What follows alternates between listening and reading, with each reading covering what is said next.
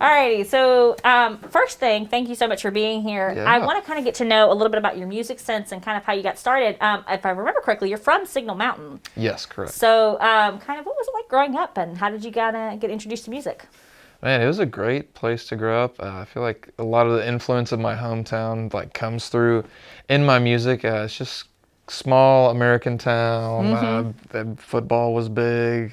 We had like 5,000 people or something like that. My dad kind of casually played music, casually played guitar, but I feel like he had a like very eclectic kind of taste in music. Like I feel like a lot of dads just listen to like classic rock and stuff, which nothing wrong with that. I love classic rock, but my dad was kind of outside, and he like listened to bands like Drive By Truckers, REM, The Smiths, which I guess REM and The Smiths are like classic rock now, but yeah, so that's the kind of music I like grew up listening to, and kind of my first attempts at songwriting were kind of in the vein of those genres of kind of more like indie rock stuff from the 90s. But yeah. Alrighty, so how did you kind of get introduced to songwriting? I mean, you kind of touched on it a little bit, so did it just kind of come naturally to you? Was it a really big struggle at first? I honestly don't remember the specifics of it. I remember wanting to like create and write my own songs, but I think I was talking to Darby about it earlier. I kind of have blurred out all my early songs. They're just really bad. I don't want to just erase those from the memory. But yeah, I was saying I think once I got to maybe around like my 40th or 50th song, I was like, okay, I've started writing music I'm like proud of and feel good about sharing with other people. Well, they say, once you hit the 10,000 hours, then you've become an Exactly, expert. So maybe you just needed to get those 10,000 I hours don't think I'm up anywhere early. close to that, but yes, totally. So I know that you've released a new album, Yes. and I know this because a couple of our board members have been talking about it nonstop for the last week and a half or so.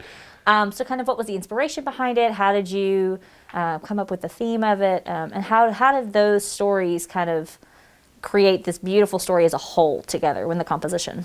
Yeah, so the album's called Ocoee, which is a town and river just about an hour from Signal Mountain where I lived and grew up. And I just have like fond memories of going there as a kid, and it's just a cool word.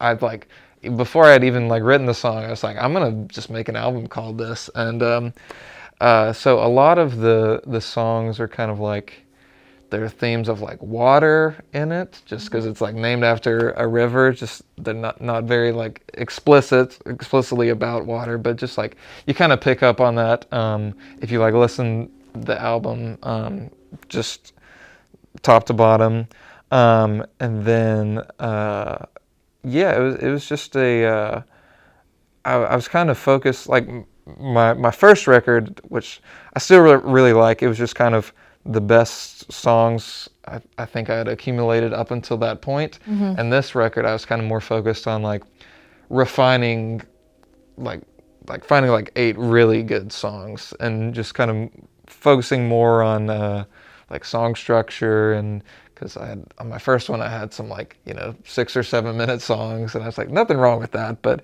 this one I was like, okay, I will challenge myself to like whittle a song down to its best version. Yeah. So I host a show called The Interview, and so part of that I normally like finding out the stories behind some of the music. And so I had a couple of friends that were like, this album just really speaks to them. They feel like they can connect to the stories. And so for me, hearing you talk about that makes me very excited to continue to listen to the album. Totally. So we know that you're here performing for us at the telethon. We also found out that you are connected to MTSU. So kind of how did you end up at MTSU, and what was your experience like? Yeah, I graduated with my undergrad degree in August 2019.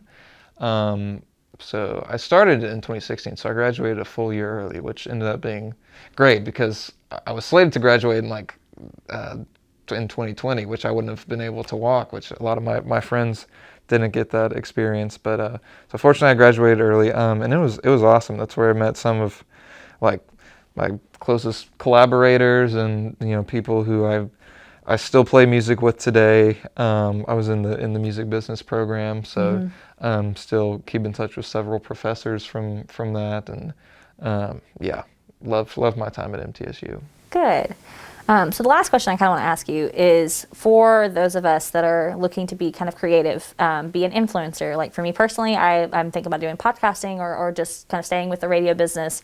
And we have some that are songwriters that are listening here. And we have a lot that are doing either some music business or audio production as well. What is your advice to people that are going into the creative field post-pandemic? It's a good question.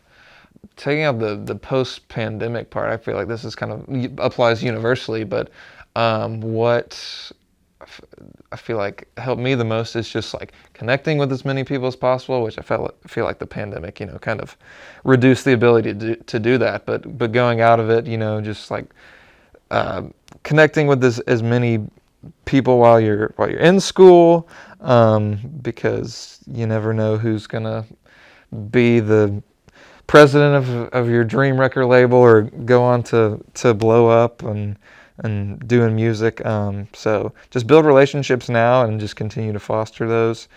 And yeah, that's my advice. Maybe it's not great advice, but it's what came to mind. Alrighty. So for those of you that are going to be listening in, we are actually going to be listening to Drumming Bird be playing a set here at the telethon. Stay tuned.